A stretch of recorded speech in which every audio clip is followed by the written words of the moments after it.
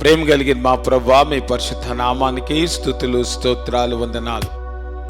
ఉదయకాల సమయంలో ప్రభువా నీ పాద సంధికి వస్తూ ఉంటున్నాం. నీ సన్నిధిలో చేరి నేను స్తుతించుటకు ఆరాధించుటకు ప్రభువా మేము చేరి ఉండగా మీ సన్నిధి మాతో ఉంచమని ప్రార్థన చేస్తున్నాను. చేరి వచ్చిన వారిని బట్టి ప్రభువా మీకు వందనాలు. ఇంకా రావాల్సిన వారిని కూడా సకాలంలో మీరు తీసుకొని రమ్మని ప్రార్థన చేస్తున్నాను. ఈ ఆరాధన యావత్తు మీ కృపగల హస్తాలకు అప్పగిస్తున్నాం. సమస్తము మర్యాదగాను క్రమముగాను నీకు మహిమకరంగాను ప్రభా మీరు జరిగించుకోండి. ప్రతి విధమైన ఆటంకము అంధకార దురాత్మ శక్తుల్ని యేసు నామములో బంధిస్తూ ఉంటున్నాం. ప్రభా మీరే కృప చూపించి నడిపించమని, ఈ సమయాన్ని మా కొరకు దీవెనకరంగా మీరు దయచేయమని, వాక్యం ద్వారా ప్రభా మీరు మాతో మాట్లాడమని, ఈ సహవాసాన్ని ప్రభా మీరు దీవించమని యేసు నామంలో ప్రార్థిస్తున్నాం తండ్రి, ఆమేన్. మనందరూ లేచి నిలబడి దేవుని వాక్యాన్ని మనం చదువుకొని ప్రభుని ఆరాధిద్దాం. మొదటి యోహాను పత్రిక 1వ అధ్యాయం మొదటి 4 వచనాలు మనం మార్చి చదువుకుందాం. ఏర్పాటు చేసిన వాక్య భాగం యోహాను రాసిన మొదటి పత్రిక 1 నుంచి 4 వచనాలండి. 4వ వచనం అందరం కలిసి చదువుకుందాం. జీవవాక్యమును గూర్చినది ఆది నుండి ఏదై ఉండినో, మేమేది వింటుమో, కన్నులారా ఏది చూచితమో, ఏది నిదానించి కనుగొంటుమో, మా చేతులు దేనిని తాకి చూసినో అది మీకు తెలియజేయుచున్నాము.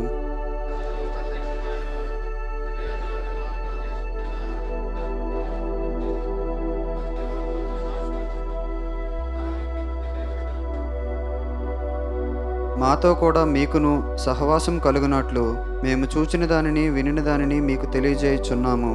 మన సహవాసం అయితే తండ్రితో కూడాను ఆయన కుమారుడైన యేసుక్రీస్తుతో కూడాను ఉన్నది. అందరం కలిసి చదువుకుందామండి. మన సంతోషం పరిపూర్ణమవుటకై మేము ఈ సంగతులను వ్రాయుచున్నాం. దేవుడి పరిశుద్ధ వాక్యం మన వెనుకల్లో దీవించు. ప్రేమ కలిగిన మా ప్రభువా, మీకు పరిశుద్ధ నామానికి స్తుతులు స్తోత్రాలు వందనాలు. ఇంతవరకు ప్రభా నిన్ను ఆరాధించటకు మీరు మాకు ఇచ్చిన తరుణాన్ని బట్టి ప్రభా మీకు వందనాలు. ఈ సమయంలో నీ స్వరమును నీ వాక్యం ద్వారా వింటకు మేము సిద్ధపడుతుండగా మీ సన్నిధి మాతో ఉంచమని, సమయాన్ని మా కొరకు దీవెనకరంగా మీరు దయచేయమని యేసు నామంలో ప్రార్థిస్తూ నాం తండ్రి, ఆమేన్. దయచేసి కూర్చోండమ్మా. ఈ ఉదయకాల సమయంలో యేసు ప్రభు యొక్క రాకల్లో ఉన్నటువంటి కొన్ని విషయాలు మనము ధ్యానం చేయటానికి ప్రయత్నం చేద్దాం. చాలాసార్లు క్రిస్మస్ అనగానే మనమేదో ఒక సెలబ్రేషన్ లేదంటే ఒక పండగ ఇంతవరకే మనము పరిమితం చేస్తూ ఉంటాం. కానీ Christmas means more than that. క్రైస్తవ జీవితంలో క్రిస్మస్ యొక్క విశిష్టత, క్రీస్తు యొక్క పుట్టుక గురించినటువంటి విషయాలు మనకి అర్థం కాకపోతే క్రైస్తవ జీవితానికి అర్థమే లేదు. నువ్వు ఎవరినైతే వెంబడిస్తున్నావో ఆయన గురించి నీకు అర్థం కాకపోతే నువ్వు వెంబడించడం ఎట్లా సాధ్యమవుతుంది? కాబట్టి క్రీస్తును వెంబడించేవారు క్రైస్తవులు. మరి క్రీస్తును వెంబడించేటువంటి క్రైస్తవులు పేరు పెట్టుకుంటే సరిపోదు కదా, క్రీస్తు గురించి మనము అర్థం చేసుకోవాలి. తద్వారా ఆయనను వెంబడించడం అనేటువంటిది మనకి కొన్ని విషయాలు అర్థమవుతాయి. కాబట్టి ఈ సీజన్ అంతట్లో కూడా మనం యేసు ప్రభు యొక్క పుట్టుక చుట్టూతో ఉన్నటువంటి విషయాలు మనము ఆలోచించడానికి ప్రయత్నం చేద్దాం. ఈ ఉదయకాల సమయంలో యోహాను రాసినటువంటి ఈ పత్రికలో నుండి ద వర్డ్ ఆఫ్ లైఫ్ కదా, జీవవాక్యము, ఈ యొక్క గ్రంథము ఆ మాటతో ప్రారంభమైంది, జీవవాక్యమునను గూర్చినది. కాబట్టి ఈ ఉదయకాల సమయంలో ఆ యొక్క వర్డ్ ఆఫ్ లైఫ్, జీవమునిచ్చేటువంటి వాక్యము లేదంటే యేసుక్రీస్తు గురించేటువంటి కొన్ని విషయాలు ఉదయకాల సమయంలో మనం నేర్చుకోవటానికి ప్రయత్నం చేద్దాం. దీనిలో మొట్టమొదటి కనుక గమనిస్తే జీవవాక్యం అనేటువంటిది ఈ లోకంలో ఉద్భవించుట అనేటువంటిది మొదటగా మనం గమనించాలి. క్రిస్మస్ అనగా జీవవాక్యమైనటువంటి యేసుక్రీస్తు వారు ఈ లోకంలో ఉద్భవించినటువంటి సందర్భమే క్రిస్మస్ అనేటువంటి విషయాన్ని మనము అర్థం చేసుకోవాలి. యేసుక్రీస్తుకున్నటువంటి శిష్యులలో నిజానికి యేసుప్రభువారు పిలిచినప్పుడు అందరికంటే యవనస్తుడైనటువంటి యోహాను, అలానే సంఘంలో అందరికంటే చివర చనిపోయినటువంటి అపోస్తలుడైనటువంటి యోహాను ఈ పత్రికను ఆయన రాస్తా ఉన్నప్పుడు మరి యేసుక్రీస్తు గురించిన విషయాలు ఆయన వివరించడం జరిగింది. మనం న్యూ టెస్ట్మెంట్లో కనుక గమనిస్తే ప్రధానంగా ఇద్దరు ఆథర్స్ మనకి కనపడతారు. ఒకటి పౌలు గారు అయితే, రెండోది యోహాను. మరి యోహాను ఆయన సువార్త రాశాడు, ప్రకటన గ్రంథం రాశాడు, అలానే 3 పత్రికలు రాశాడు. అలానే పౌలు గారు కూడా దాదాపు ఒక 13 పత్రికలు ఆయన రాయటం జరిగింది. ఈ ఇద్దరు ఆథర్స్ కూడా మనం కనుక గమనిస్తే వాళ్ళ అప్రోచ్ చాలా డిఫరెంట్గా ఉంటుంది.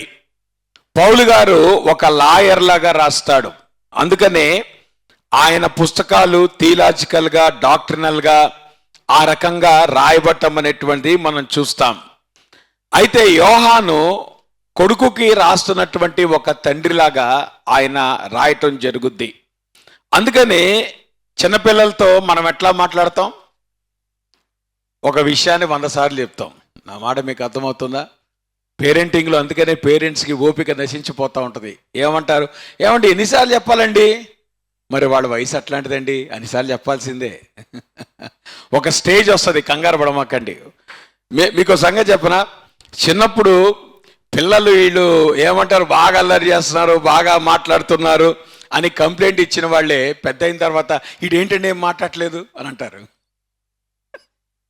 నా మాట మీకు అర్థమవుతుందా? చిన్నప్పుడు ఏమనిపించింది మీకు?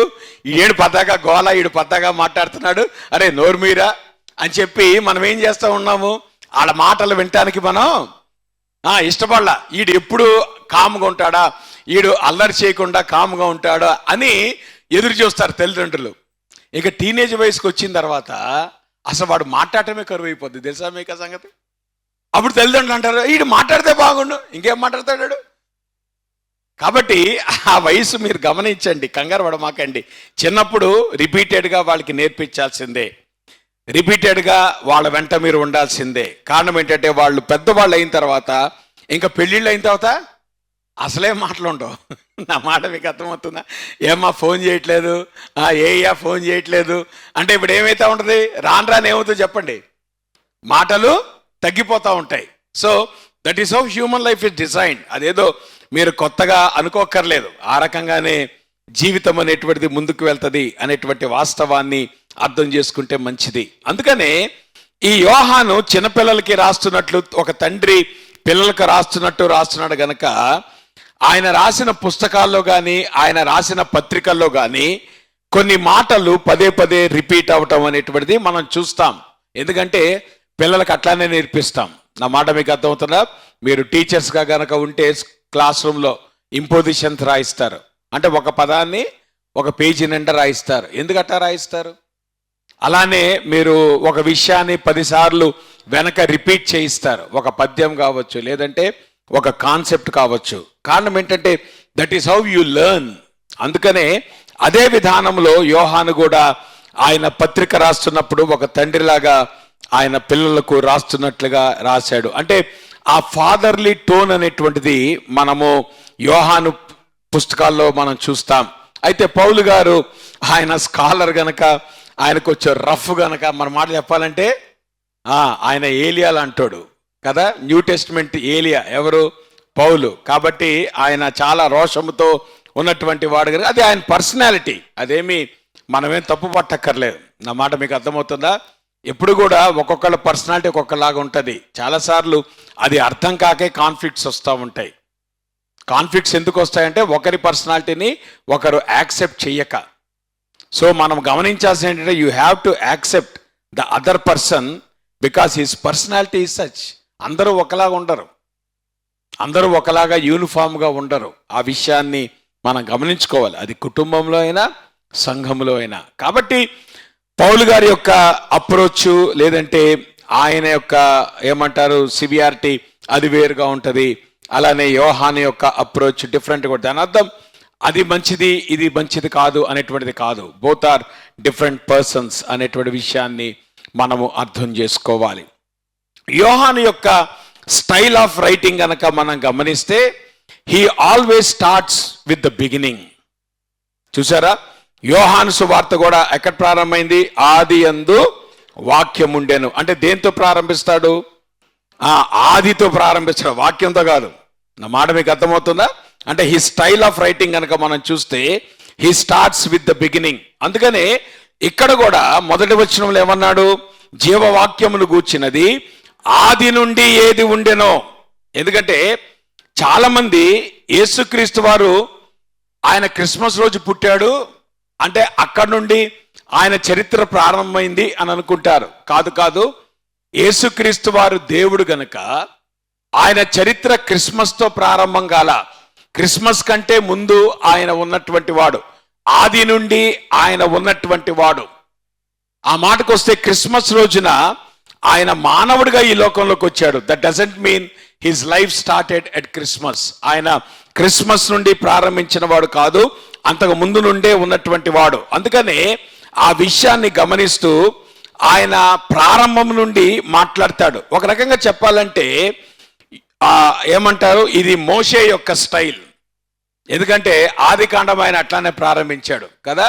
ఆది యందు ఏం చేశాడు? దేవుడు భూమి ఆకాశములను సృజించెను. చూసారా? He starts with the beginning, అంటే ద బిగినింగ్ ఆఫ్ ఎవ్రీథింగ్.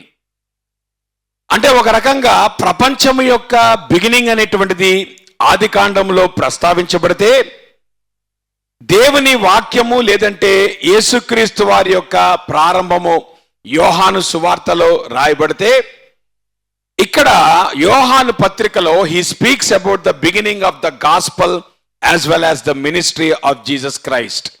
యేసుక్రీస్తు వారు ఆయన ప్రకటించిన సువార్త లేదంటే ఆయన చేసినటువంటి పరిచర్య, తద్వారా ఈరోజు కొనసాగుతున్నటువంటి సువార్త మరియు పరిచర్య, ఇవి రెండు కూడా ఆ యోహాను పత్రికలో ఫోకస్గా మనం చూస్తాం.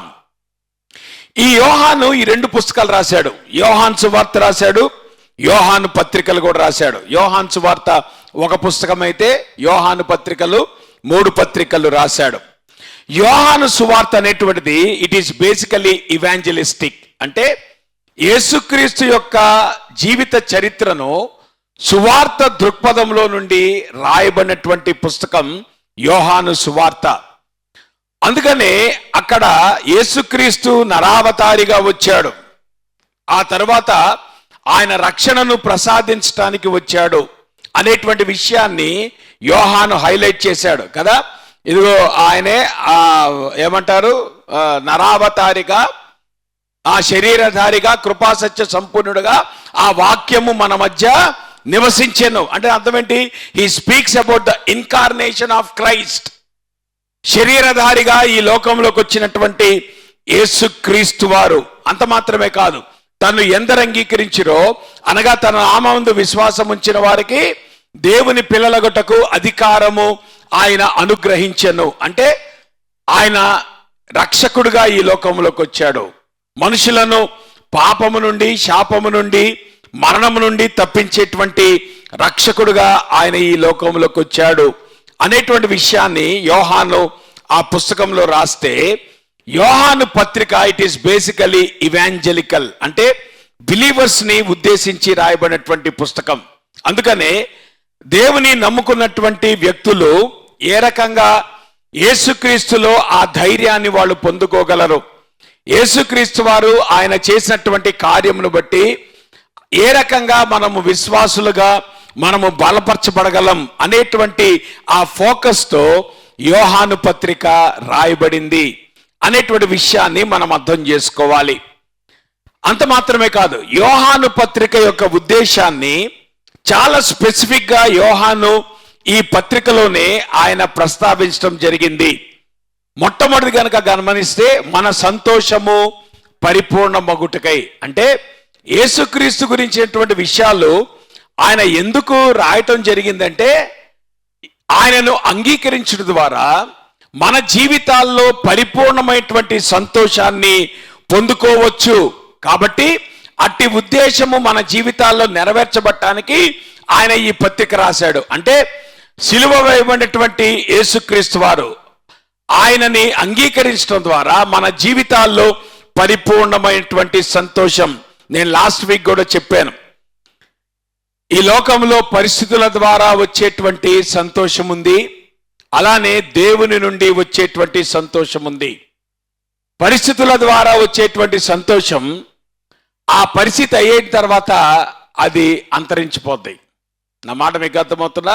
ఉద్యోగం వచ్చింది, ఎంతకాలం పండగ చేసుకుంటారు? ఎంతకాలం చేసుకుంటారు? కొన్ని రోజులే. ఆ తర్వాత మర్చిపోయి రొటీన్లో పడిపోతారు. కానీ ఉద్యోగం వచ్చిన 9 నాళ్ళు ఎట్లా ఉంటుంది? అమ్మ నాకు ఉద్యోగం వచ్చింది, నాకు ఉద్యోగం వచ్చింది, కనపడిన వాళ్ళు కలిసి చెప్తారు. ఏమని? ఉద్యోగం వచ్చింది. అదే గవర్నమెంట్ జాబ్ వచ్చింది అనుకో, ఇంకెక్కువ మంది చెప్తారు. నా మాట మీకు అర్థమవుతుందా? సో ఉద్యోగం వచ్చింది ఎంతకాలం పడుతుంది సంతోషం? మళ్ళీ ఉద్యోగం వచ్చిందని ఎక్సైట్ అయినటువంటి కొంతకాలం అంటారు, ఏం పాస్టర్ గారు అదిరిపోతుందండి జాబు. మరి జాబ్ కావాలని కోరుకుంది నువ్వే, మళ్ళీ జాబ్ వచ్చిన తర్వాత నీరసపడేది నువ్వే. అది ఎట్లా కుదురుద్ది? అంటే అర్థం ఏంటంటే ఉద్యోగం ద్వారా వచ్చేటువంటి సంతోషం నీ జీవితంలో నిలబడదు. అది దాని అర్థం. పెళ్ళయింది, పెళ్ళవంగానే సంతోషం ఎంతకాలం ఉంటుంది? నేనంటాను పందిరి పీకేదాకా. ఏ రాజు చెప్పు నాకు, మొన్న ఫ్రెష్గా పెళ్ళైంది కదా, అడగండి చూద్దాం.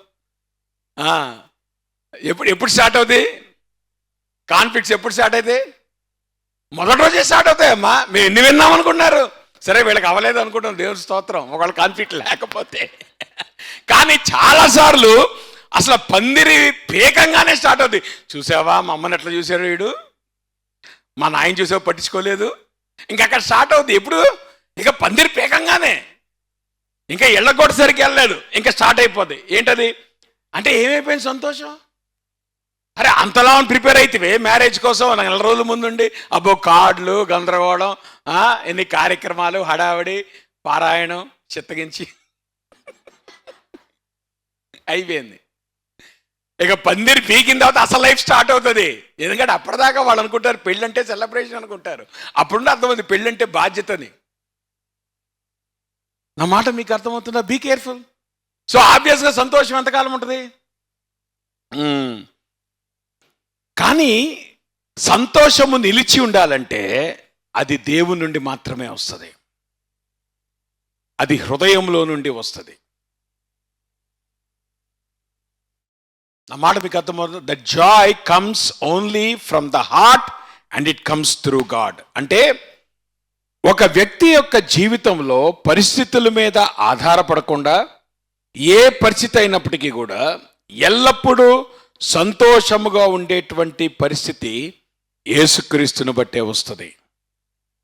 అందుకనే యేసుక్రీస్తు వారు ఆయన ఈ లోకంలోకి వచ్చిందే అటువంటి సంతోషాన్ని మానవుడికి ఇవ్వటానికి.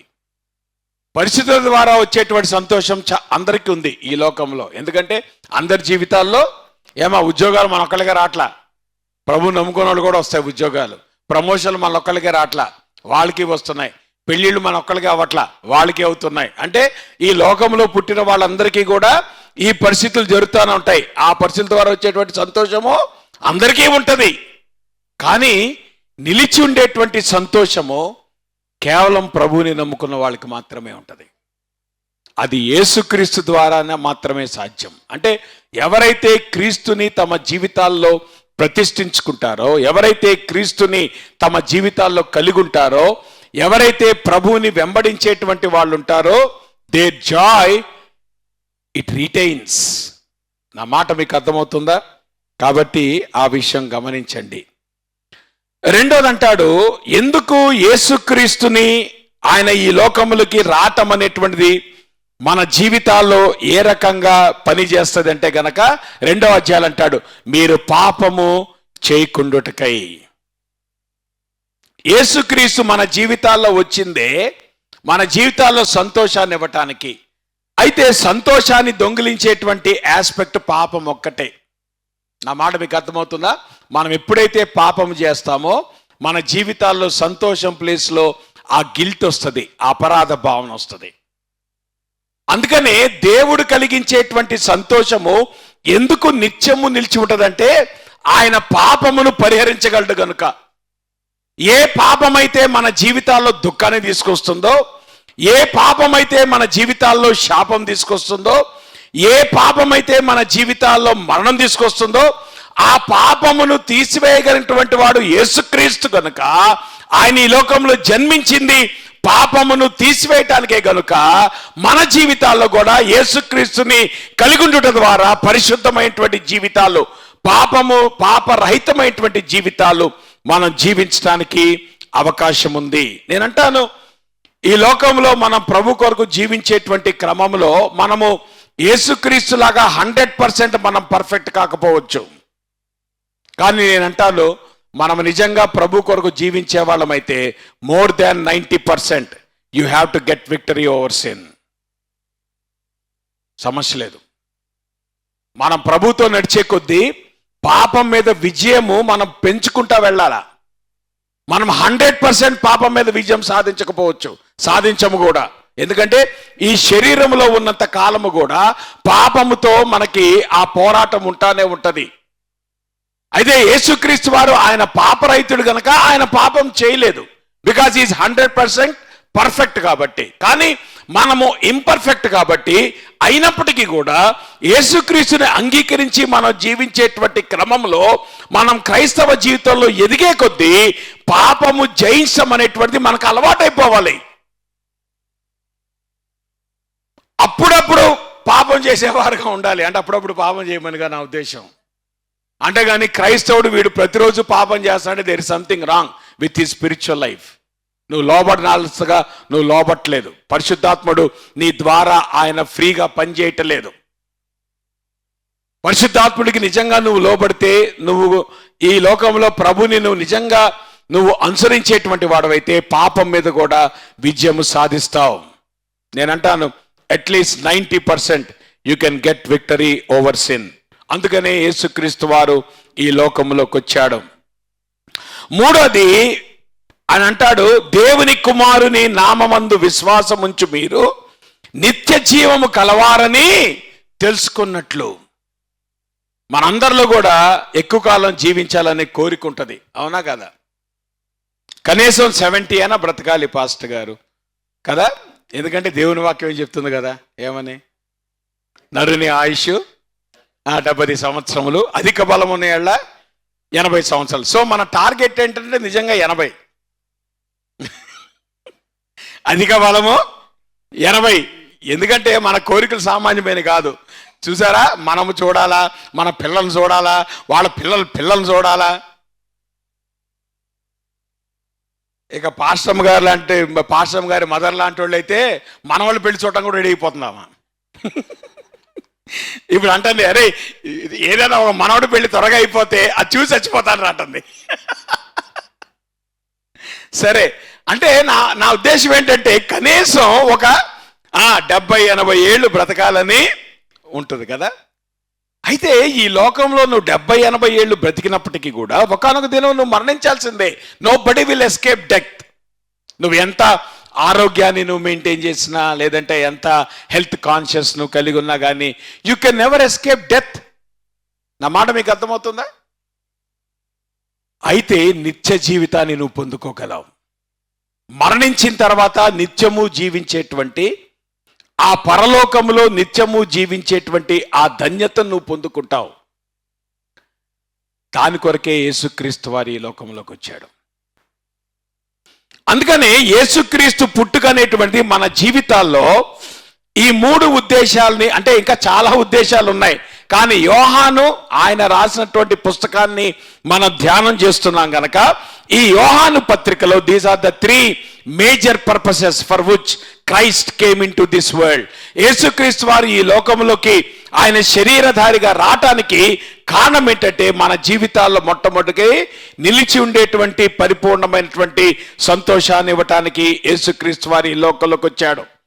ఆయన పాపరహితుడిగా పాపము తీసివేయటానికే కాదు, మనము కూడా పాపమును జయించి పరిశుద్ధులుగా ఈ లోకంలో జీవించినట్లుగా అటువంటి సహాయం చేయటానికి యేసుక్రీస్తు వారు ఈ లోకంలోకి వచ్చాడు. అంత మాత్రమే కాదు, మనము నిత్యము జీవిస్తాం అనేటువంటి ఆ అష్యూరెన్స్ ఇవ్వటానికి యేసుక్రీస్తు వారు ఈ లోకంలోకి ఆయన వచ్చాడు అనేటువంటి విషయాన్ని మనం అర్థం చేసుకోవాలి. కాబట్టి నేనేమంటానంటే యేసుక్రీస్తు వారు ఈ లోకంలో జన్మించడం అనేటువంటిది it is the appearance of life in to this world. అంటే మృతతుల్యమైనటువంటి ప్రపంచంలో మృత్యువుతో పోరాడుతున్నటువంటి ఈ ప్రపంచంలో మొట్టమొదటిసారిగా జీవాన్ని తీసుకొచ్చిన వాడు యేసుక్రీస్తు మాత్రమే. To a dying world Jesus Christ brought life to a dying world. మృతతుల్యమైనటువంటి ప్రపంచం. అందుకనే మానవ చరిత్రలో యేసుక్రీస్తు ముందు కానీ యేసుక్రీస్తు తర్వాత కానీ మృత్యువును జయించిన వాడు ఎవరూ లేడు. అందుకని మృతతుల్యమైనటువంటి ఈ లోకంలో జీవమును తీసుకొని యేసుక్రీస్తు వారు ఈ లోకములోకి వచ్చాడు. అందుకనే ఆ జీవమును గురించి యోహాను ఈ ఉదయకాల సమయంలో ఆయన మాట్లాడుతున్నాడు అనేటువంటి వాస్తవాన్ని మనం అర్థం చేసుకోవాలి. కాబట్టి జీవవాక్యము చూడండి, యోహాను సువార్తలో వాక్యముతో ప్రారంభించాడు. అంటే యేసుక్రీస్తు యొక్క వాక్యము దేవుడై ఉండెను కాబట్టి ప్రభు. యోహాను పత్రిక వచ్చేటప్పటికి దానికి ఇంకో వర్డ్ యాడ్ చేశాడు. ఏంటా వర్డు? జీవ వాక్యము. అంటే ఈ వాక్యముకున్నటువంటి శక్తి ఏంటంటే జీవమును ప్రసాదించేటువంటి వాక్యం. అందుకనే ప్రపంచ మానవ చరిత్ర అంతా కూడా it always struggle with the concept of death. నేనంటాను, ఈ లోకంలో పుట్టిన ప్రతి మానవుడు కూడా దేనైనా తప్పించుకోగలడు, కానీ మరణాన్ని 100% వాడు తప్పించుకోలేడు. మృత్యు అనేటువంటిది అబ్సల్యూట్గా మన జీవితాల్లో మనం ఫేస్ చేయాల్సినటువంటి ఆస్పెక్ట్. అయితే ఆ మృత్యువుని కూడా జయించి జీవమును ఇవ్వగలిగినటువంటి వాడు యేసుక్రీస్తు అనేటువంటి విషయం ఎక్కడ స్పష్టంగా రూఢి చేయబడిందంటే క్రిస్మస్ రోజున అనేటువంటి విషయాన్ని మనము అర్థం చేసుకోవాలి. రెండోది, it is not only the life appeared through Jesus Christ but it was also a life experienced. ఆ జీవమును ఎప్పుడైతే ప్రభువు ఈ లోకంలోకి ఆయన ప్రసరింపజేశాడో ఆ జీవము ఆయన నుండి మనకు కూడా అనుభవంలోకి వచ్చినటువంటి జీవం. అంటే ఆ జీవము యేసుక్రీస్తు వారికి పరిమితమైపోలా. లేదంటే యేసుక్రీస్తు వారు ఒక్కడే ఆయన జీవము కలిగినటువంటి వాడు గనక ఆయన ఒక్కడే జీవమును అనుభవించినటువంటి వాడు కాదు. కానీ యేసుక్రీస్తు వారు ఎప్పుడైతే ఈ లోకంలోకి శరీరధారిగా వచ్చాడో ఆయన కలిగినటువంటి జీవము మన జీవితాల్లో కూడా అనుభవించడానికి he gave that privilege to experience the same life which he has. దేవునిగా ఆయనకు ఎటువంటి జీవం ఉందో అటువంటి జీవమును మనము అనుభవించడానికి యేసుక్రీస్తు వారు ఈ లోకములోకి వచ్చాడు. అందుకే యోహాన్ ఏమంటున్నాడు, అయ్యా ఈ జీవము ఏదో ఒక ఏమంటారు థీరీ కాదు. ఇప్పుడు యేసుప్రభువు వారు ఆయన జీవం అండి, ఆయన ఈ లోకంలోకి వచ్చాడండి, ఆయన వాక్యం చెప్పేశాడండి, ఆయన వెళ్ళిపోయాడండి అని అనుకుంటే అప్పుడు మనకు ఎట్లా ఉంటుంది? పాస్టర్ గారు వచ్చారు వెళ్ళారు అన్నట్టుగానే ఉంటుంది. కానీ ఎప్పుడు మన జీవితాల్లో నిజంగా ఇది జరుగుద్ది? when you are impacted by that life. ఆ జీవము ఎప్పుడైతే మన మీద ప్రసరిస్తుందో యేసుక్రీస్తు కలిగినటువంటి జీవమును మనం ఎప్పుడైతే అనుభవించగలుగుతామో నేనంటాను that is how you experience life through Jesus Christ. అందుకనే ఇక్కడ యోహాన్ అంటున్నాడు, ఆయనలో ఏ జీవం ఉందో ఆ జీవాన్ని మేము కూడా అనుభవించాం. అంటే ఈ జీవము ఆయనతో ఆగిపోలా, ఆ జీవమును మేము అనుభవించాం. అంత మాత్రమే కాదు, ఈరోజు ప్రపంచంలో యేసుక్రీస్తుని కలిగినటువంటి వారందరూ కూడా ఆ జీవమును అనుభవించడానికి అవకాశం ఉంది. అందుకే ఏమంటున్నాడు, మేమేది వింటిమో కనులారా ఏది చూచితమో ఏది నిదానించి కనుగొంటిమో మా చేతులు దేనిని తాకి చూచెనో అదే మీకు తెలియచేయుచున్నాము. అంటే దాని అర్థం ఏంటో తెలుసా? The word of life it came into your senses as your experience.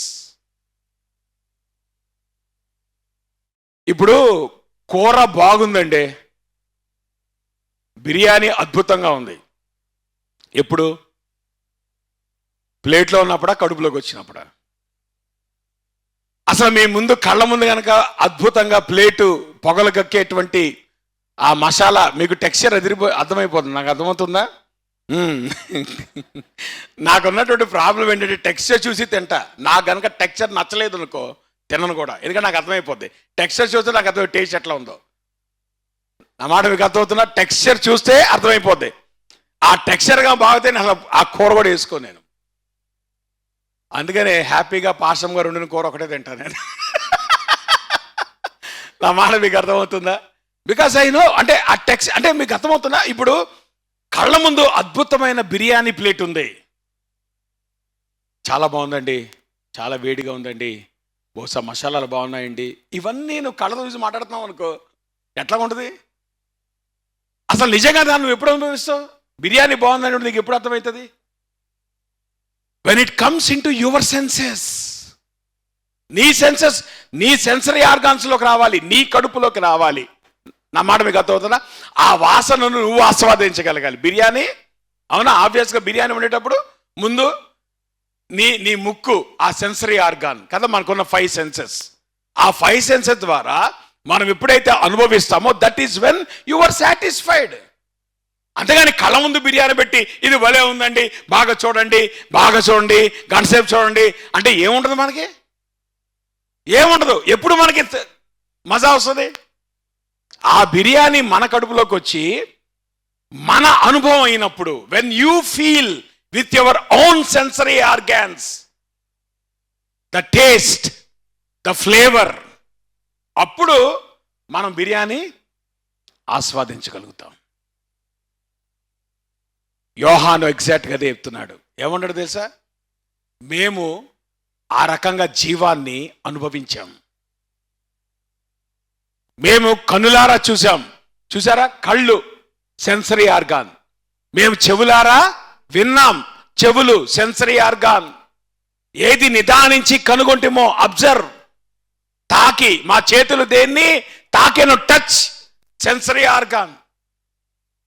అంటే ఈ జీవం అనేటువంటిది it's not abstract life, it is a life which you can experience.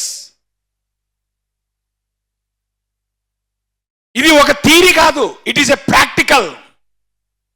అందుకే అంటున్నాను, యేసుక్రీస్తు వారి యొక్క జీవము మన జీవితాల్లోకి ప్రసరించడం అనేటువంటిది it is not some transcendental experience. ఇదేదో మన బయట జరిగే అనుభవం కాదు. It is not a mystical belief. ఏదో మనము ఏమంటారు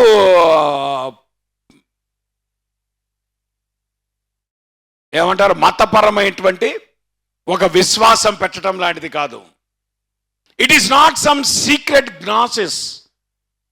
గ్నాసిస్ అంటే నాలెడ్జ్. ఇదేదో ఒక సీక్రెట్ నాలెడ్జ్ కాదు. యోహాను గారు అంటున్నాడు, ఇదిగో ఈ వర్డ్ ఆఫ్ లైఫ్, జీవవాక్యము అయినటువంటి యేసుక్రీస్తుని మేము వ్యక్తిగతంగా అనుభవించగలిగాం, ఆయనను మేము వినగలిగాం, ఆయనను మేము చూడగలిగాం, ఆయనను మేము పట్టుకోగలిగాం, తాకగలిగాం. అంటే దాని అర్థం ఏంటంటే, యేసుక్రీస్తుని వాళ్ళు చూస్తూ ఉన్నప్పుడు యేసుక్రీస్తు యొక్క వాస్తవాన్ని చాలా లోతులో నుండి వాళ్ళు అనుభవించడం జరిగింది. ఉదాహరణకి యేసుక్రీస్తు వారి యొక్క స్వస్థపరిచేటువంటి క్షమించేటువంటి శక్తి, హిస్ పవర్ టు ఫర్గివ్, వాళ్ళ కళ్ళతో చూశారు. His power over the demons, దయ్యముల మీద ఆయనకు ఉన్నటువంటి అధికారాన్ని వాళ్ళ కళ్ళతో చూశారు. ఆయనకి డిసీజెస్ మీద ఉన్నటువంటి శక్తి వారు చూడగలిగారు. మరణం మీద ఆయనకు ఉన్నటువంటి అధికారం వారు చూడగలిగారు. ఒక్క మాటలో చెప్పాలంటే it is none other than God in human flesh. శరీరములో మిళితమైనటువంటి దేవుని యొక్క ప్రభావాన్ని యేసుక్రీస్తులో వారు ప్రత్యక్షంగా చూశారు అనేటువంటి విషయాన్ని మనం అర్థం చేసుకోవాలి. నిత్య జీవం అనేటువంటిది పరలోకంలో దేవుని దగ్గర ఉంది. అయితే మానవుడు పరలోకంకి వెళ్ళి ఆయన దగ్గర ఉన్నటువంటి నిత్య జీవితాన్ని పొందుకోలేడు. గనుకనే యేసుక్రీస్తు వారు పరలోకాన్ని విడిచిపెట్టి భూలోకానికి నిత్య జీవితాన్ని తీసుకొని వచ్చాడు. He brought eternal life because we cannot bring eternal life from heaven. అందుకనే ఈ నిత్య జీవితాన్ని మేము వ్యక్తిగతంగా అనుభవించగలిగాం అనేటువంటి విషయాన్ని యోహాను చెప్తున్నాడు. This is not only A life, అంటే యేసుక్రీస్తు యొక్క దైవత్వం ఉన్నటువంటి జీవం మాత్రమే కాదు, ఆయన దైవత్వంలో ఉన్నటువంటి జీవము మా జీవితాల్లోకి ఎప్పుడైతే వచ్చిందో అది మా అనుభవం కూడా అయింది. అంటే యేసుక్రీస్తు వారు ఎటువంటి అనుభవం గుండా వెళ్ళారో, యేసుక్రీస్తు వారు దేన్నైతే ఆయన ఆస్వాదించారో అది మా జీవితాల్లో కూడా మేము రుచి చూడగలిగాం, మేము అనుభవించగలిగాం అనేటువంటి వాస్తవాన్ని ఇక్కడ యోహాను మాట్లాడుతూ ఉన్నాడు. మూడోది అంటాడు, it is not only A life appeared, it is not only a life experienced, but it is a life which was visible. మా కళ్ళ ముందు ఆయన జీవితం చూసారా, ఏమంటున్నాడు, ఆ జీవము ప్రత్యక్షమాయను, తండ్రి యొద్ద ఉండి మాకు ప్రత్యక్షమైన ఆ నిత్య జీవమును మేము చూచి ఆ జీవమును గురించి సాక్ష్యం ఇచ్చుచు దానిని మీకు తెలియపరచుచున్నాము. అమ్మా జాగ్రత్త వినండి, నిత్య జీవం అనేటువంటి మాట మనకి వాడటం చాలా అలవాటైపోయింది. నిజానికి నిత్య జీవం అనేటువంటి మాట ఇట్ ఈస్ నాట్ జస్ట్ ఏదో మనం నిత్యము జీవిస్తామనేటువంటిది కాదు. It is also the quality of life that you have. యేసుక్రీస్తుని కలిగి ఉండక ముందు నీ క్వాలిటీ ఆఫ్ లైఫ్ వేరు, యేసుక్రీస్తుని కలిగిన తర్వాత నీ క్వాలిటీ ఆఫ్ లైఫ్ వేరు. It's also the quality. నా మాట మీకు అర్థం. మీరు ఏదన్నా కొనాలనుకోండి వస్తువుని ఏమడతారు, ఏమంటే దీని క్వాలిటీ, రైట్? క్వాంటిటీ కంటే ముందు క్వాలిటీ అందరూ అంటారు. కానీ అదేంటో కానీ పండగ టైంలో క్వాంటిటీ మీదకి వెళ్ళిపోతారు. అరే 1 కొంటే 1 ఫ్రీ అంట, 4 కొంటే 5 ఫ్రీ అంట. ఆడు ఊరికైతే 4 కొంటే 5 ఫ్రీ.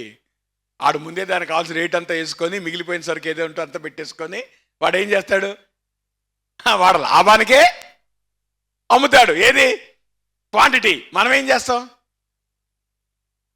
క్వాలిటీలో కాంప్రమైజ్ అయిపోయి క్వాంటిటీని బట్టి కొనేస్తూ ఉంటాం. జాగ్రత్త.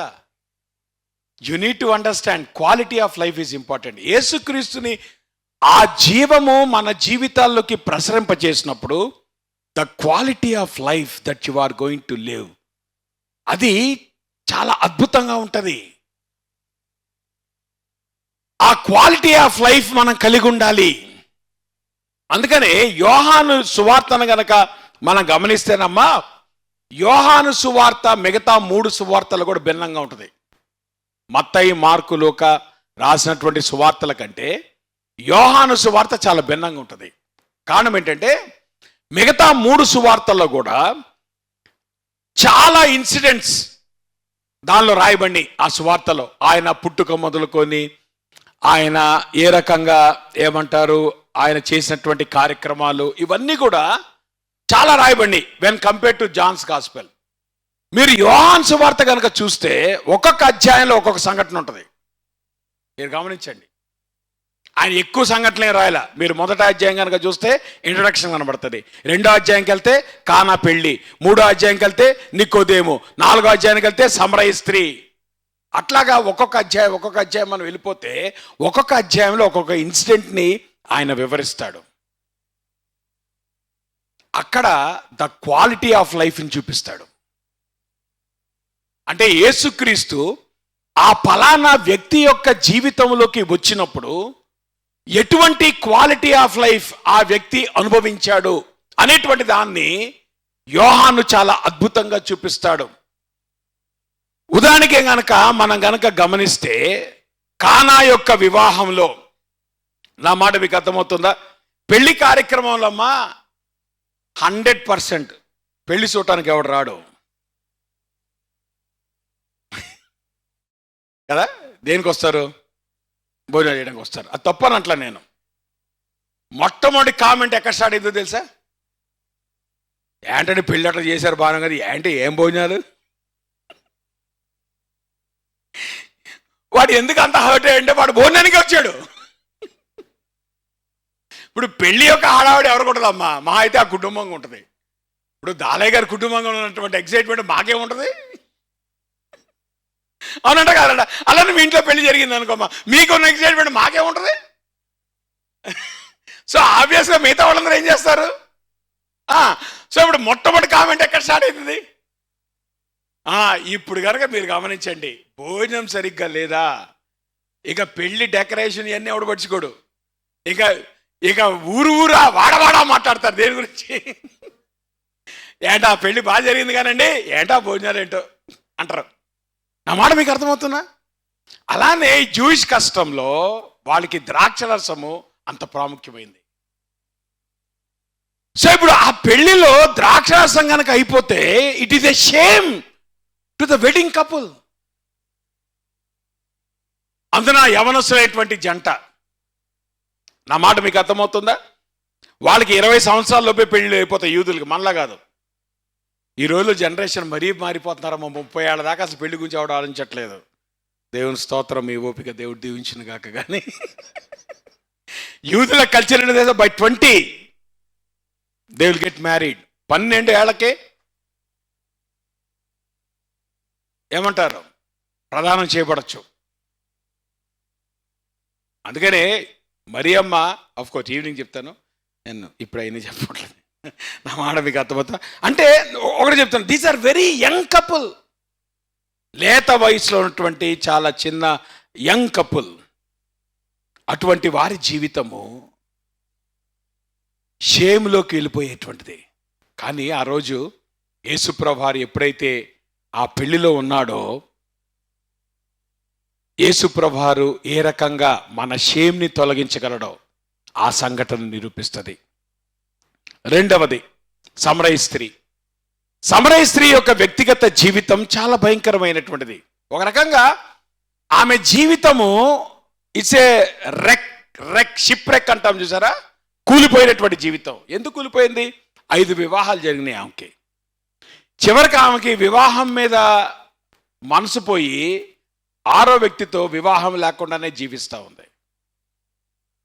సచ్ ఏ రెక్డ్ లైఫ్, షిప్ రెక్ అయినటువంటి జీవితం అటువంటిది. కానీ యేసుక్రీస్తు వారు ఎప్పుడైతే ఆ స్త్రీని దర్శించాడో, యేసుక్రీస్తు వారు ఎప్పుడైతే అక్కడ ఉన్నటువంటి సోషల్ బ్యారియర్స్ వాటన్నిటినీ దాటుకొని ఎప్పుడైతే యేసుప్రభువు వారు ఆ స్త్రీని దర్శించాడో, ఎటువంటి క్వాలిటీ ఆఫ్ లైఫ్లోకి ఆమె వెళ్ళిందమ్మా. ఆమె వెంటనే వెళ్ళి ఊరు సువార్త ప్రకటించి వాళ్ళని తీసుకొచ్చింది యేసుప్రభు దగ్గరికి. ఈరోజు మన 4 రోజుల నుండి ఇన్విటేషన్ కార్డులు వేసి సువార్తకి ఇన్వైట్ చేయాలంటే ఇంకా ఇన్విటేషన్ కార్డులు మిగిలిపోయినాయి. అది మన పరిస్థితి. కానీ సమరయ స్త్రీ ఏం చేసింది? యేసు ప్రభుని తెలుసుకున్న వెంటనే immediately she brought the people to Christ. What a quality of life! ఇది దేవదూతల జీవితం కాదమ్మా, మన జీవితమే. అంటే పడిపోయినటువంటి మానవుణ్ణి దేవుడు ఏ రకంగా లేపి ఆ వ్యక్తికి ఎటువంటి క్వాలిటీ ఆఫ్ లైఫ్ ఇస్తాడో యేసుక్రీస్తులో వాళ్ళు చూశారు. అలానే ఆ 5వ అధ్యాయంకి వచ్చేటప్పటికి ఆ యొక్క ఏమంటారు, పక్షవాయుతో ఉన్నటువంటి వాడు బెతెస్దా కోనేటి దగ్గర 38 సంవత్సరాలు వెయిట్ చేశాడు. Year after year he was waiting for someone to just throw him. ఆ పూల్లో అతన్ని వేయటానికి చూస్తూ ఉన్నాడు 38 సంవత్సరాలు. నిజమండి, 35 సంవత్సరాలు ఎందుకు పట్టింది? ఎవడు గోలాడిది? ఇప్పుడు మన జీవితం ఎడదారంటే ఆగవే మా గోలం, అది నీ గోల చెప్పొచ్చు.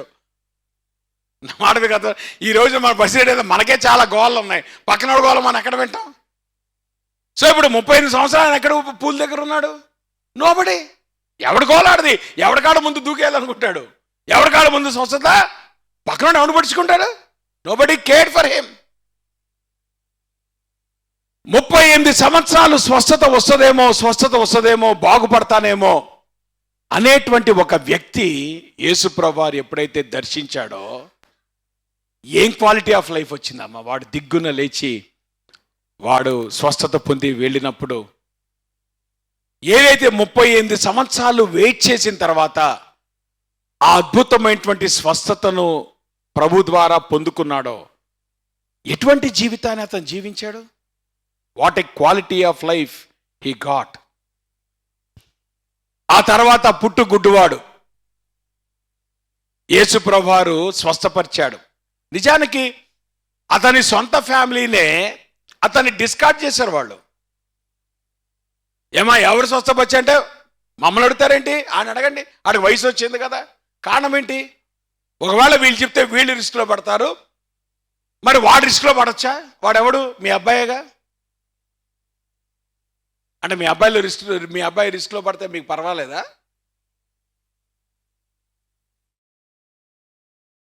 అటువంటి వాడిని యేసు ప్రభువారు దర్శించినప్పుడు ఏ రకంగా వాడు స్వస్థపరచబడ్డాడు?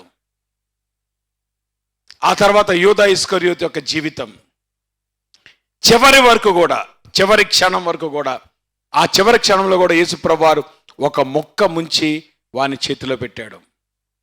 చాలా కంపాషనేట్గా వాడిని చూశాడు. చివరి వరకు కూడా వాడు మారు మనసు పొందడానికి దేవుడు అవకాశం ఇచ్చాడు. దాన్ని తృణీకరించాడు యూదా ఇస్కరియోతు. థోమాస్ స్కెప్టిక్, అంత ఈజీగా నమ్మేటువంటి వ్యక్తి కాదు. యేసు ప్రభుతో శిష్యుడే, అపోస్తులుగా పిలవబడినటువంటి వాడినే, ప్రభుతో పాటు పరిచయం చేసినటువంటి వాడు. కానీ అతని సైకాలజీ ఈజ్ ఆల్వేస్ స్కెప్టిక్. అన్నాడు, ఇదిగో యేసు ప్రభు నేను తాకితేగా నమ్మను, ఆయన పక్కలో నేను చేపెట్టి చూడాలా, ఆయన చేతులు కొంటుంటే ఆ మేకులు గుర్తులు నేను చూడాలి, అప్పుడు కానీ నేను సాటిస్ఫై కాను. యేసు ప్రభు దాని తప్పు పట్ల చాలా జెంటిల్గా తాను తోమాకి ప్రత్యక్షం అయ్యి, తోమా టచ్ చేయన్నాడు. అంటే ఒక్కొక్క సంఘటన, ఒక్కొక్క జీవితం, ఆ జీవితాన్ని యేసు ప్రభువారు స్పృశించినప్పుడు ఎటువంటి క్వాలిటీ ఆఫ్ లైఫ్లోకి అది పరివర్తన చెందింది. నేను అంటాను, ఇటర్నల్ లైఫ్ అంటే కేవలం నువ్వు బ్రతకడం కోసం కాదు, నువ్వు బ్రతికే బ్రతుకు క్వాలిటేటివ్గా ఉండాలి. చాలా మంది వాళ్ళకు ఉన్నటువంటి మిస్కాన్సెప్ట్ అంటే, ఇదిగో ఇటర్నల్ లైఫ్ అంటే మనం చచ్చిపోయిన తర్వాత ప్రభు దగ్గరికి వెళ్తాం కదా అంటే నా అర్థం ఏంటంటే ఈ లోకంలో మనకి ఆ క్వాలిటీ ఉండదేమో. నో నో నో నో నువ్వు యేసుక్రీస్తుని కలిగి ఈ లోకంలో జీవించేటప్పుడు ముందు ఈ లోకంలో నువ్వు క్వాలిటీని ఆఫ్ లైఫ్ని నువ్వు అనుభవిస్తావు. నువ్వు పరలోకంలోకి వెళ్ళిన తర్వాత ఆ క్వాలిటీ ఎన్హాన్స్ చేయబడుతుంది. అంతేగాని పరలోకంకి వెళ్తే క్వాలిటీ ఆఫ్ లైఫ్ రావడం కాదమ్మా.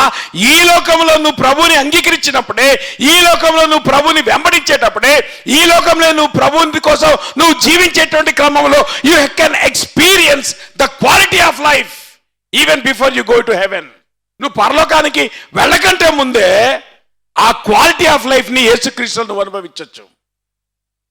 పరలోకంకి వెళ్ళిన తర్వాత ఎన్హాన్స్ అవుతుంది. అంతేగాని పరలోకం వెళ్ళిన తర్వాతే మనకి సంతోషం, అప్పటి వరకు మన జీవితం ఏడుపే అని బతకమాకండి. అది క్రైస్తవ జీవితం కాదు.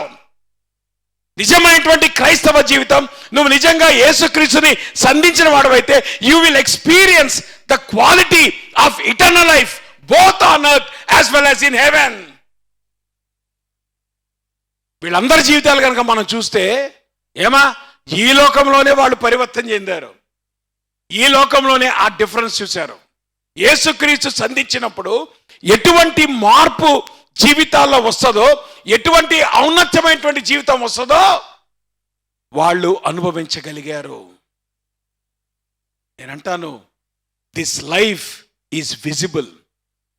ఆ జీవము ప్రత్యక్షమాయను. తండ్రి యొద్ద నుండి మనకు ప్రత్యక్షమైన ఆ నిత్య జీవమును మేము చూచి, ఆ జీవమును గురించి సాక్ష్యం ఇచ్చుచు దానిని మీకు, అంటే యేసుక్రీస్తుని ఆయన అంగీకరించడం ద్వారా you can experience the quality of eternal life both on earth as well as in haven. నువ్వు పరలోకంలో అనుభవిస్తావు, అందులో ఏమాత్రం సందేహం లేదు. దానికంటే ముందుగా ఈ లోకంలోనే నువ్వు అనుభవించాలి.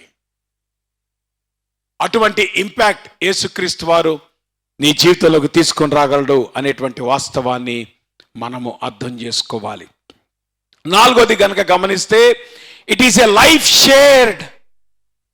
యేసుక్రీస్తు ఇచ్చినటువంటి జీవము అది ప్రత్యక్షమవటమే కాదు, అది మా జీవితాల్లో అది భాగమవటమే కాదు, అది మేము పంచుకోగలిగాం. పంచుకోవటం అనేటువంటిది జనరల్గా క్లోజ్ ఫ్యామిలీ మెంబర్స్ కానీ క్లోజ్ ఫ్రెండ్స్ కానీ చేస్తారు. నా మాట మీకు అర్థం నీ ఎంగిలైనా పర్లేదేవా కదా టిఫిన్ బాక్సుల్లో. అది ఎప్పుడు వస్తుంది? ఆ క్లోజ్నెస్ ఆఫ్ షేరింగ్ ఎప్పుడు వస్తుంది? When you are close to that person. ఇక్కడ యోహాన్ ఏమన్నాడు తెలుసా?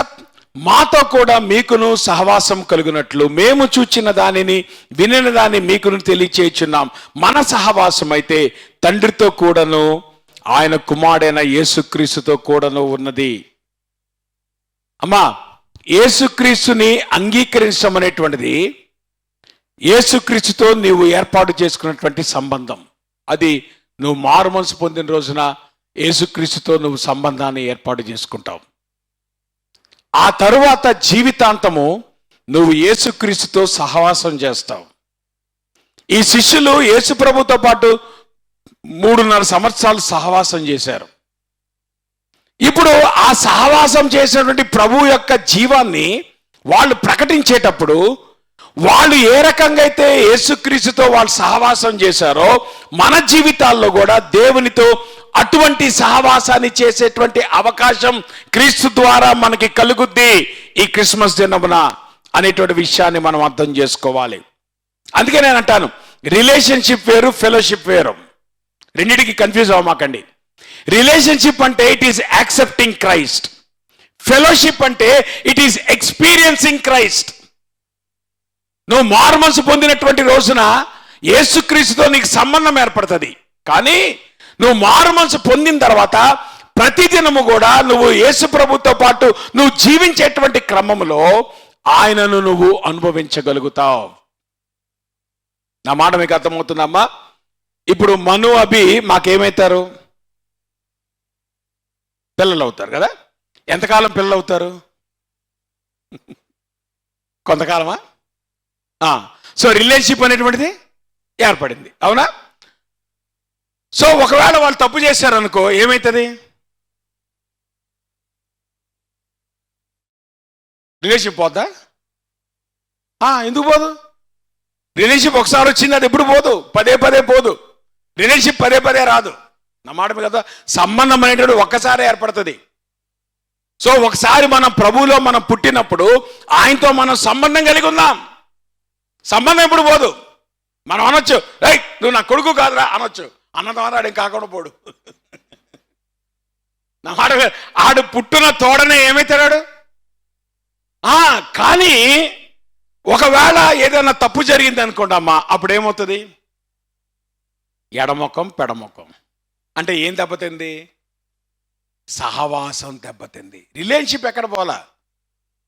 నేను తండ్రినే, వాడు కొడుకే. కానీ ఇక్కడ ఏమైతుంది? సహవాసం పోయింది. ఇప్పుడు వాడి ముఖం నేను చూడలేకపోతున్నాను, నా ముఖం వాడు చూడలేకపోతున్నాడు. సో మళ్ళా ఫెలోషిప్ అని మళ్ళీ ఎప్పుడు వస్తుంది? సమాధానపడినప్పుడు, సారీ చెప్పినప్పుడు, లేదంటే మళ్ళా తిరిగి ఆ తప్పుని వాళ్ళు రిలీజ్ అయ్యి సరిదిద్దుకున్నప్పుడు. అప్పుడు same is with Christian life. యేసుక్రీస్తుని అంగీకరించిన రోజున నీకు ప్రభుతో సంబంధం ఏర్పడింది. కానీ ప్రతిదినము నువ్వు ప్రభుతో సహవాసం చేయాలా. సో ఎప్పుడైతే మనం పాపం చేస్తామో మన సంబంధం పోదు. నేను అందుకే అంటున్నాను, నీ రక్షణ ఎప్పుడూ పోదు. ఎందుకంటే నీ రిలేషన్షిప్ పోదు. యేసుక్రీస్తుని అంగీకరించమనేటువంటిది ఇట్ ఈస్ యువర్ రిలేషన్షిప్. ఒకవేళ నువ్వు నరకానికి వెళ్తున్నావంటే నీకు రిలేషన్షిప్ లేదని అర్థం. నువ్వు అనుకున్నావు నువ్వు మారుమనసు పొందావు అనుకోరు, కానీ నువ్వు మారుమనసు పొందలా. కానీ నువ్వు మారుమనసు పొందిన వాడవైతే నీ రక్షణ ఎక్కడికి పోదు. 100% నువ్వు పరలోకానికి వెళ్తావు. కానీ తెలుసా, యువర్ రిలేషన్షిప్ ఇస్ దేర్. కానీ మనం పాపము చేసిన ప్రతిసారి, మనం అవిధేయత చూపించిన ప్రతిసారి మన సహవాసం దెబ్బతింటది. మళ్ళీ ఎప్పుడైతే మన పాపాన్ని మనం ప్రభు దగ్గర ఒప్పుకొని ఆయన రక్తంలో మనం కడగబడతామో మళ్ళా సహవాసం అనేటువంటిది పునరుద్ధరణ జరుగుద్ది. The fellowship will come back again. కానీ రిలేషన్షిప్ ఎప్పుడు పోదు. మనము తన్ను ఎందరు అంగీకరించిరో వారందరికీ, అనగా తన నామందు విశ్వాసం ఉంచిన వారికి దేవుని పిల్లలగుటకు అధికారం అనుగ్రహించెను. దేవుని పిల్లలు అవటం అనేటువంటిది it is your relationship with God. దేని బట్టి వచ్చింది? ఆయన అంగీకరిస్తాను బట్టి. కానీ ఎప్పుడైతే మనం పాపం చేస్తామో ఆ సహవాసం దెబ్బతింటా ఉంటుంది. అందుకనే మన జీవితాంతం కూడా మన ప్రభు కొరకు జీవించేటువంటి క్రమంలో సహవాసం దెబ్బతినకుండా చూడాలి. అంటే పాపం విషయంలో మనం చాలా జాగ్రత్తగా ఉండాలి. రిలేషన్షిప్ అనేటువంటిది మనల్ని దేవుని యొక్క కుటుంబంలో చేరుతుంది. కానీ ఫెలోషిప్ అనేటువంటిది ఏం చేస్తుంది తెలుసా? ఆ ఫ్యామిలీలో మనం షైన్ అయ్యేటట్లుగా చేస్తుంది. రిలేషన్షిప్ అంటే దేవుడు నిన్ను సంపాదించుకోవటం, ఫెలోషిప్ అంటే నువ్వు దేవుడిని సంపాదించుకోవటం. It is God possessing you. So ఎప్పుడైతే మనము యేసుక్రీస్తుని కలిగి ఉండటం ద్వారా ఈరోజు దేవుడు మనకి సహవాసాన్ని ఇచ్చాడు. దేవునితో మనకి సహవాసాన్ని ఇచ్చాడు, ఒకరినొకరితో దేవుడు మనకి సహవాసాన్ని ఇచ్చాడు. సహవాసం ఇచ్చాడు కనుకనే సహవాసం ఎదిగే కొద్దీ కలిసి ప్రార్థన చేయటం, కలిసి ప్రభువుని ఆరాధించటం, కలిసి ఒకరి బర్డెన్స్ ఒకరు షేర్ చేసుకోవటం, ఇదంతా కూడా జరుగుతూ ఉంటుంది. కారణం ఏంటంటే we belong to each other because we are related to Christ. చెప్పండి, పిల్లలందరూ సమానమేనా? పిల్లలందరూ ఒకటేనా? కాదు. మీ ఇంట్లో ఉన్నారు, ఇద్దరు ఉన్నారా లేదా? కనీసం ఇద్దరు ఉన్నారు. ఇంకా ఎక్కువ మంది ఉంటే దేవుని స్తోత్రం, ఇంకా ఎక్కువ అబ్జర్వేషన్ చేయాలి. కానీ మా అలాంటి వాళ్ళకి ఇద్దరు ఉన్నారు కాబట్టి అబ్జర్వేషన్ చాలా తేలిక. అర్థమైన ఇద్దరిలో మీరు చూస్తే పెద్దోడు చిన్నోడు ఒకలా ఉంటారా? ఉండరు 100%. ఎందుకు ఉండరు? డిఫరెంట్ పర్సనాలిటీస్ అయినప్పటికీ కూడా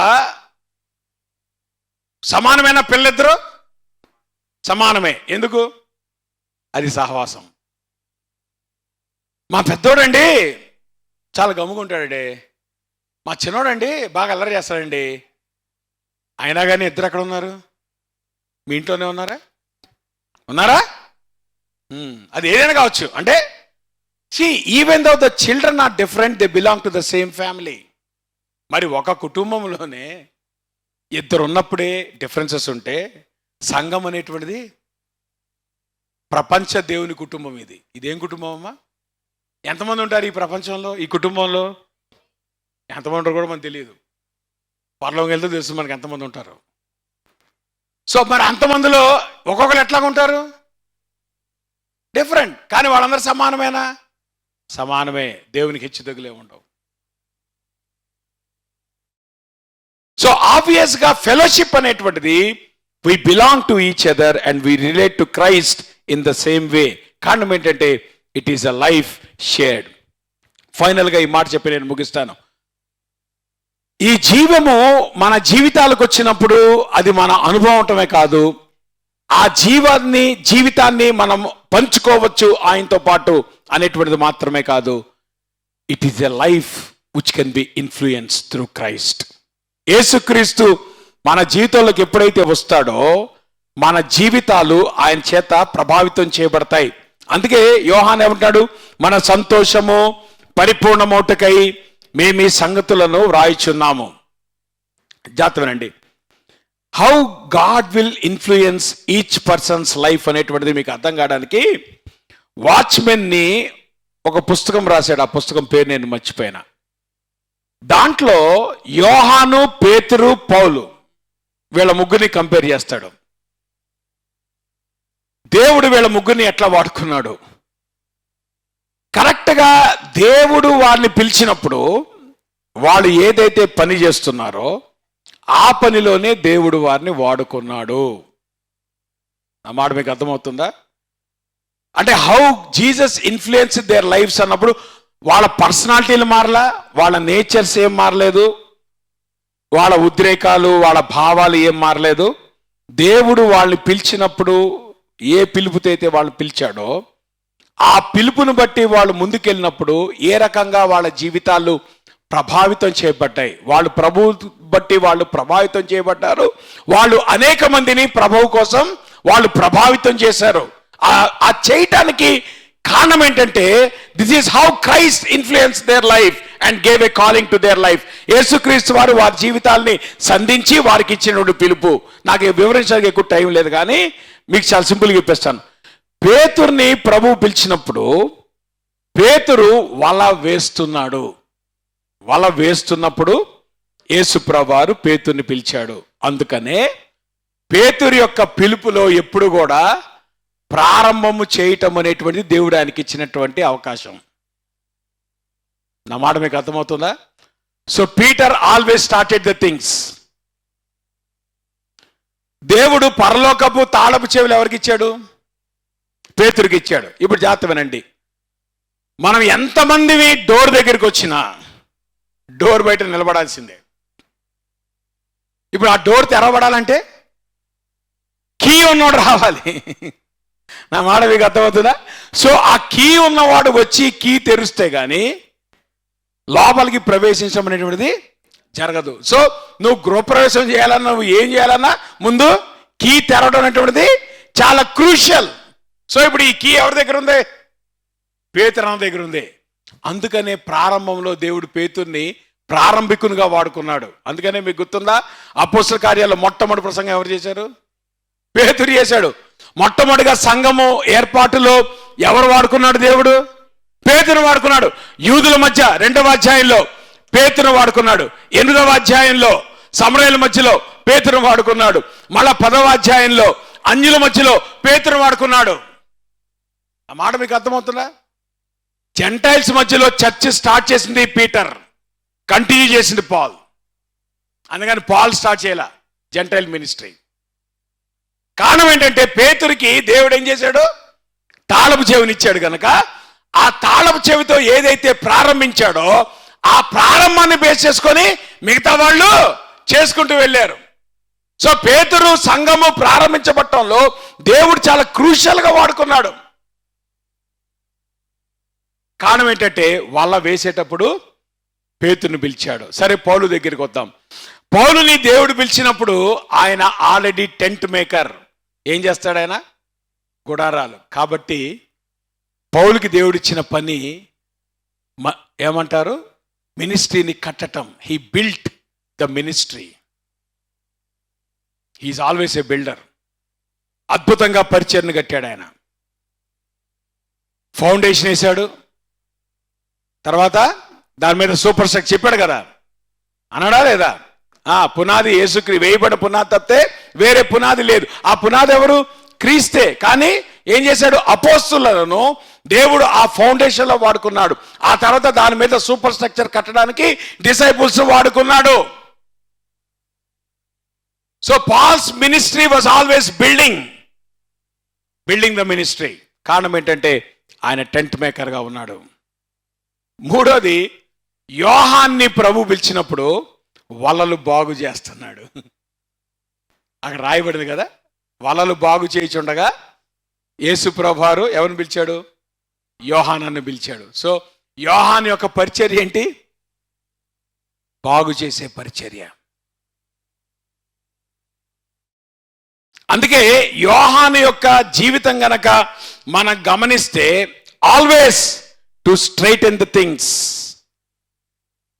జీవితాల్ని మెండ్ చేయటం, జీవితాల్ని బాగు చేయటం, ఆ పని కొరకు ఆయన వాడబడ్డాడు. అందుకనే ఆయన రాసిన సువార్త కానీ ఆయన రాసిన పత్రికలు కానీ మనం చూస్తే హౌ హీ మెండెడ్ ద థింగ్స్ అనేటువంటిది అద్భుతంగా మనకి కనబడుతుంది. యేసుక్రీస్తు ఈ లోకంలో పుట్టడం ఏదో క్రిస్మస్ అని హ్యాపీ క్రిస్మస్ అనుకోవటానికి కాదమ్మా. దీని వెనక చాలా ఉద్దేశాలు ఉన్నాయి. ఇంకా మనం రాబోయే దినాలు ఇంకా నేర్చుకుంటాం, ప్రార్థన చేసుకుందాం. ఉదయకాల సమయంలో దేవుని వాక్యపు వెలుగులో మన జీవితాల్లో పరిశీలించుకుందాం. ఇవన్నీ బాగానే ఉన్నాయి, కానీ యేసుక్రీస్తు నీ జీవితంలో ఉన్నాడా? ఇవన్నీ ఎవరికి వస్తాయి? యేసుక్రీస్తుని తమ జీవితాల్లో కలిగి ఉన్నటువంటి వారికి మాత్రమే. ఒకవేళ ఉదయకాల సమయంలో నువ్వు మందిరంలో ఉండొచ్చు, ఈ ప్రసంగం నువ్వు వినొచ్చు, కానీ యేసుక్రీస్తు గనక నీ జీవితంలో ఆయన లేకపోతే దానివల్ల ప్రయోజనం ఏమి లేదు. ఈ క్రిస్మస్ జరుపుకోవటంలో అర్థమేమీ లేదు. కానీ నువ్వు ప్రభువుని ఎప్పుడైతే నీ జీవితంలో నువ్వు కలిగి ఉంటావో, ఆయన నువ్వు అంగీకరిస్తావో, ఇక్కడ ఏదైతే ప్రభు జీవితాల్లో చేయగలడు అనేటువంటి విషయాలు బోధించబడ్డాయో ఆ విషయాలు నీ జీవితంలో కూడా అనుభవించడానికి అవకాశం ఉంటుంది. ఈ జీవము మన జీవితాల్లోకి రావాలి, ఆ జీవము మన జీవితాల్లోకి ప్రసరించాలి. అంటే క్రీస్తుని మనం అంగీకరించాలి. ఉదయకాల సమయంలో ప్రార్థన చేసుకుందాం. దేవుని వాక్య వెలుగులో మన జీవితాలు పరిశీలించుకుందాం. ఆ జీవము ప్రత్యక్షమాయను.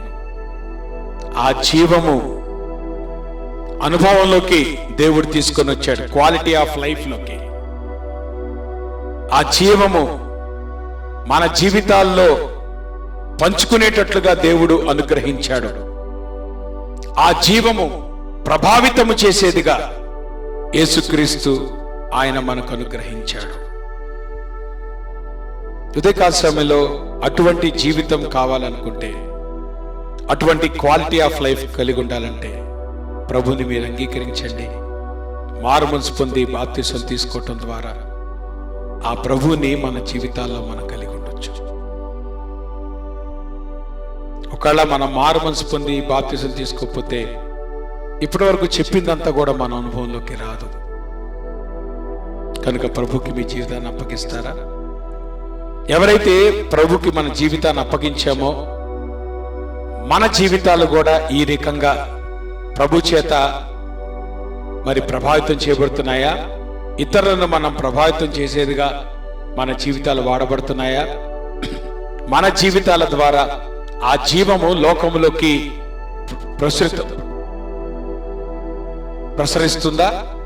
ప్రార్థన చేసుకుందాం. ప్రేమ కలిగిన మా ప్రభువా, మీ పరిశుద్ధ నామానికి స్తుతులు, స్తోత్రాలు, వందనాలు. ఉదయకాల సమయంలో ప్రభా నీ పాద సన్నిధికి వస్తూ ఉంటున్నాం. నీవెంతైనా ప్రభా నమ్మదగినటువంటి దేవుడు. ప్రభా ఈ క్రిస్మస్ దినాల్లో ఎందుకు నీ కుమారుడు ఈ లోకంలోకి వచ్చాడో, ఆయన ఈ లోకంలో జన్మించడం ద్వారా మా జీవితాల్లో ఏదైతే మేలు సంభవిస్తుందో ఆ విషయాలు నీ వాక్యం ద్వారా తెలియచేయబడుతుండగా ప్రభా ఉన్నటువంటి ప్రతి కుటుంబాన్ని మీరు దీవించండి. ఎవరెటువంటి అవసరంతో ప్రభా మీ సంధికి వస్తున్నారో మీరు జ్ఞాపకం చేసుకోండి. అన్నిటికంటే ప్రాముఖ్యంగా ప్రభా నీ రక్షణ ప్రతి కుటుంబానికి మీరు దయచేయమని మీ కృపగల హస్తాలు ప్రభా అప్పగించుకుంటూ యేసు నామంలో ప్రార్థిస్తూ నామ తండ్రి. పరలోకమందున్న మా తండ్రి, మీ నామం పరిశుద్ధపరచబడునుగాక, మీ రాజ్యం వచ్చునుగాక, పరలోకం నెరవేర్చడు భూమి నెరవేరునుగాక. మా దిన ఆహారం నేడు మాకు దయచేయండి. మా అన్నస్మేక్షించపకాలను క్షమించండి. మా శోధ తేక దుష్టులు తప్పించండి. రాజ్యము, శక్తి, మహిమ నిరంతరం మీరైన తండ్రి. మన తండ్రి దేవుని యొక్క ప్రేమయు, కుమారుడు యేసుక్రీస్తు వారి కృపయు, పరిశుద్ధాత్మక అన్యోన్య సహవాసం ఇప్పుడు మనకు సదాకాలము తోడయుండి ఆయన రాకడ పర్యంతము భద్రపరిచి నడిపించునుగాక. మా అందరికి వందనాలు. God bless. ఒకనొకరు పలకరించిన మేళ్ళకి మీరు వెళ్ళొచ్చు.